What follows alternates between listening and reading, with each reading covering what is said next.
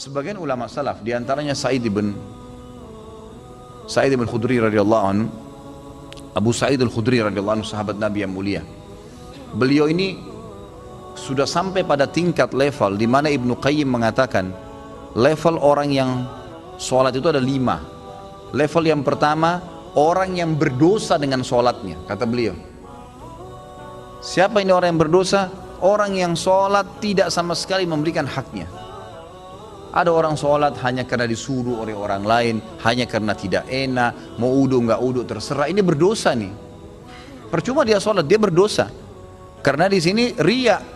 Nah, itu. Dan tidak ada hubungannya dengan Allah SWT, malah berdosa dengan sholatnya. Ada orang yang kedua, sholat tapi nggak dapat pahala. Dia tahu diperintahkan sama Allah tapi tidak dapat pahala, karena dari awal takbir sampai salam semuanya menghayal. Ini orang yang percuma, nggak ada pahalanya. Masuk dalam sabda Nabi SAW, ada orang ya, yang hari kiamat diremuk-remuk sholatnya seperti pakaian kotor lalu dilemparkan ke wajahnya. Karena dari takbir sampai salam nggak ngerti apa yang dia lakukan. Untuk apa sholat kalau begitu? Allah nggak butuh sholat kita, ikhwani. Allah nggak butuh. Biar kita sholat khusyuknya luar biasa, sujudnya sampai berhari-hari nggak angkat kepala, tetap aja Allah nggak butuh dengan itu.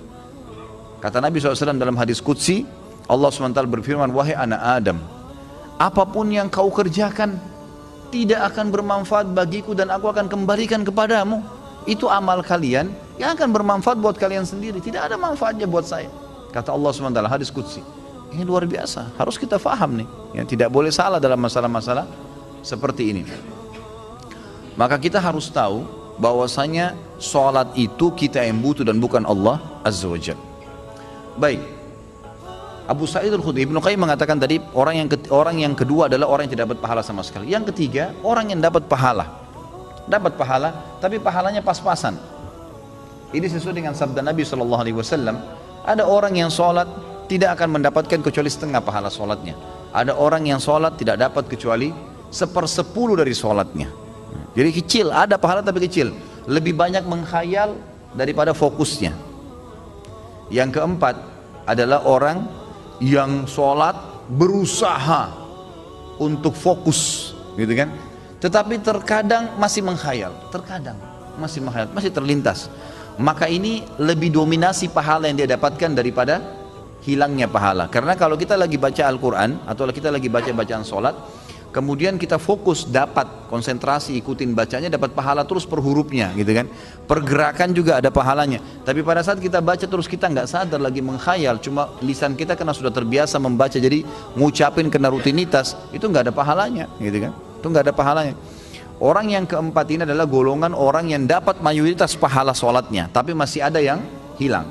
Bedanya tadi dengan orang yang ketiga, mayoritas pahalanya hilang, cuma sedikit yang dia dapatkan, gitu kan. Terbalik. Yang kelima, ini yang luar biasa. Orang yang sholat semuanya dari takbir sampai salam fokus. Bahkan kalau mereka sholat, mereka sudah lupa siapapun yang ada di sekitarnya. Mereka tidak perlu tahu tempat itu di mana mereka berada. Sampai pada tingkat itu. Abu Sa'id al-Khudri radhiyallahu anhu dikatakan dalam riwayat dan masuk dalam poin yang kelima ini. Jadi bukan jangan Anda katakan oh susah orang kalau fokus sholat, itu nggak ada susahnya. Asal dia mau, dia tahu dulu nilainya kadar sholat itu. Abu Sa'id al-Khudri berkata radhiyallahu anhu, saya pernah disuruh oleh Nabi SAW menjaga pasukan di malam hari dan Nabi SAW sedang tidur bersama dengan pasukan. Maka saya pun sholat di semak belukar. Pada saat saya lagi sholat, tiba-tiba ada mata-mata musuh dari jauh itu yang memanah ke arah saya dan tepatnya jatuh di jantung saya. Di tengah-tengah dadanya jatuh di jantungnya. Dia bilang lalu keluar darah. Tetapi pada saat itu saya sedang sangat menikmati surah Al-Kahfi yang saya baca, sehingga saya tidak merasakan perihnya dan sakitnya anak panah itu. Tetap baca surah Al-Kahfi dengan tenang. Al-Kahfi mengalahkan itu semua, gitu kan.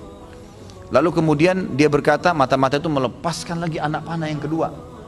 Dilepaskan anak panah kedua, jatuh tepat di sebelahnya anak panah pertama, tergores, keluar darah lagi. Tetap saya masih belum merasakan sakitnya karena nikmatnya membaca surah Al-Kahfi. Sampai musuh itu melepaskan 9 atau 10 anak panah. Sasarannya semua hampir sama, di jantung. Dia bilang, kalau bukan karena saya khawatir, ini sudah mulai berat, ini 10 anak panah di dadanya. Dia bilang kalau bukan saya khawatir saya terbunuh dengan anak panah selanjutnya, kemudian Nabi SAW dan sahabat-sahabat yang lain akan dibunuh oleh musuh, demi Allah saya akan selesaikan sholat saya dengan surah Al-Kahfi. Tapi karena saya khawatir itu maka dia ruku. Dia bilang waktu saya ruku, kemungkinan mata-mata itu tahu kalau saya manusia. Tadi dia ragu. Kemudian dia lari dan tidak jadi menyerang pasukan muslimin. Tapi saksi bahasan kita bukan masalah perangnya. Bagaimana Abu Sa'id Al-Khudri bisa fokus sampai tidak merasakan sakitnya anak panah. Coba nih teman-teman di sini kalau digigit nyamuk, ya. Digigit nyamuk gimana tuh?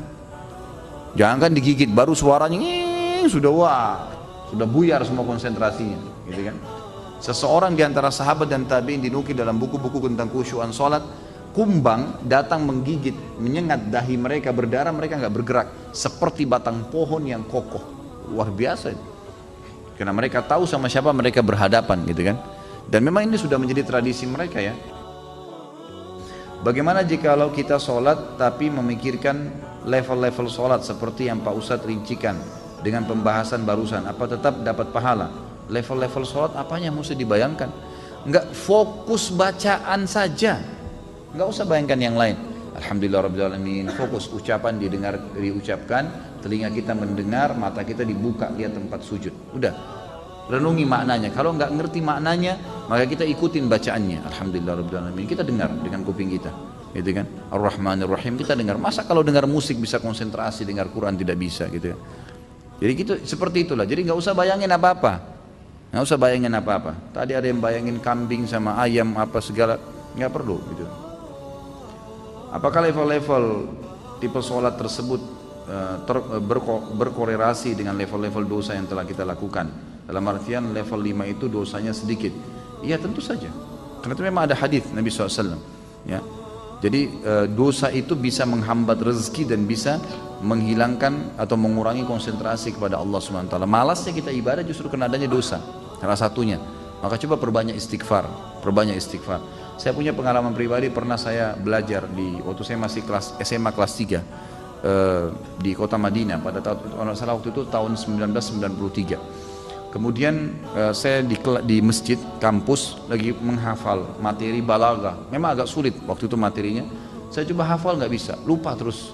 Saya juga kalau sholat, gitu kan, sering kadang-kadang tidak konsentrasi, lebih banyak menghayalnya. Subhanallah, ada teman dekat saya, Dr. Muhammad namanya, sekarang baru selesaikan S3-nya doktornya, adik kandungnya Dr. Sulaiman Rahili, sahabat dekat saya, gitu kan. Maka beliau datang ke saya dan mau mengajar. Waktu itu beliau tingkat 2 kuliah di kuliah hadis, ngajar saya. Sebelum membuka buku balaghah itu, saya dari asar ini sudah baca nggak faham-faham, dari habis duhur malah. Pulang dari kelas ujian saya baca sampai menjelang isya belum faham. Habis isya dia datang ngajar saya. Terus saya tanya, akhi, apa sih sebenarnya penyebabnya? Saya kalau sholat nggak konsentrasi, baca buku nggak bisa hafal-hafal. Dia ucapin kalimat subhanallah menyentuh saya. Dia bilang, mungkin kamu masih punya dosa. Padahal waktu itu saya masih kelas 3 SMA. Dan ini teman-teman perlu tahu ya, saya SMA itu di Madinah. Di Madinah itu nggak ada bioskop, nggak ada karaoke, perempuan semua bercadar, pakai jilbab.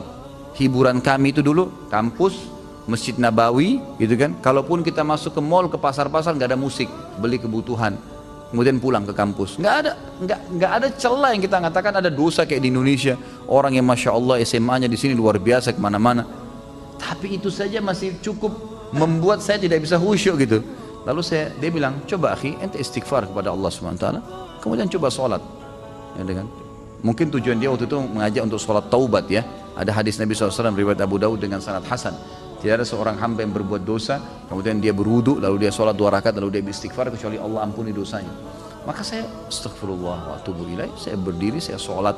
Waktu itu 2 rakaat menghadap kiblat, subhanallah. Begitu saya salam, ini pengalaman pribadi. Begitu saya salam, saya belajar dengan dia setengah jam buku itu saya fahami.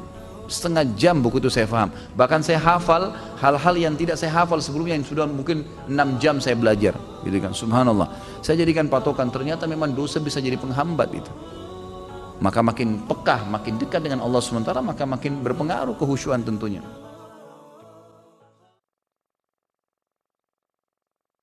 تبكي على حبيب جفاك وسرت في ركب ليلى ولحظها إذ رماك وطارت الروح شوقا